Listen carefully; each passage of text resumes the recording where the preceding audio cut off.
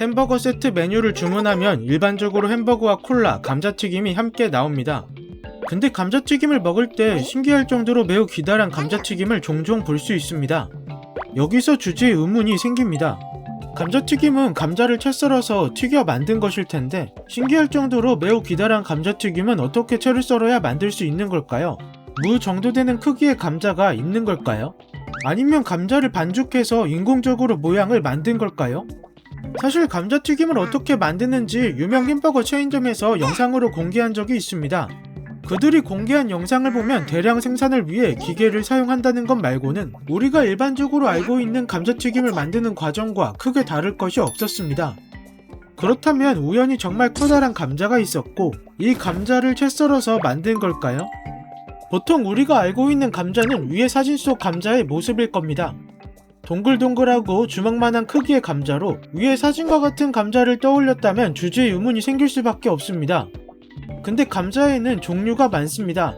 한국에서 많이 먹는 감자의 모양이 앞서 본 사진과 같을 뿐이고 감자튀김에 사용하는 감자는 다른 종류의 감자를 사용합니다. 감자튀김용으로 사용하는 감자는 미국산 러색 감자입니다. 러색 감자는 크고 기다랗습니다. 따라서 러색 감자로 채를 썰면 기다란 감자튀김을 만들 수 있습니다. 이와 관련해 유명 햄버거 체인점 M사와 L사의 관련 내용을 문의해봤습니다.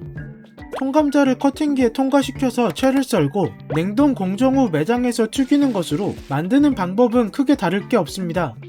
근데 한국에서도 감자를 재배하는데 왜 굳이 미국산 러색 감자를 사용하는 걸까요?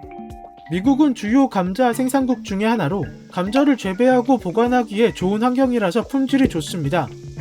즉 감자튀김용으로 적합합니다. 이와는 달리 국내에서 재배하는 감자는 수분 함량이 높아서 적합하지 않습니다. 물론 꼭 러색 감자를 사용해서 감자튀김을 기다랗게 만드는 것은 아닙니다. 가게마다 감자튀김을 만드는 방식이 다릅니다.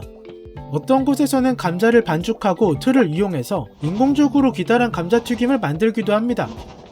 따라서 기다란 감자튀김이 전부 러색 감자라고 생각하면 안됩니다. 여기까지 주제의 의문은 해결했고 감자튀김과 관련해서 재밌는 논쟁이 있어서 알려드리려고 합니다. 감자튀김을 영어로 프렌치 프라이라고 하는데 프랑스식으로 만든 감자튀김이라는 뜻이 있습니다. 근데 이와 관련해 벨기에에서 감자튀김의 원조는 벨기에이므로 벨기에 프라이라고 불러야 한다고 주장해 세간의 주목을 받았던 적이 있습니다. 벨기에의 주장에 따르면 1차 세계대전 당시 왈로니아 지역에서 감자튀김을 처음 먹은 미군이 왈로니아를 프랑스 영주로 착각해서 프랑스 요리인 줄 알고 프렌치 프라이라고 한 것이 잘못 퍼졌다고 합니다. 그리고 원조를 주장하기 위해 2014년에는 유네스코 세계문화유산 등재 신청을 한다고 해서 화제가 됐으나 프랑스와의 논쟁으로 인해 등재되지는 못했습니다. 궁금증이 해결되셨나요?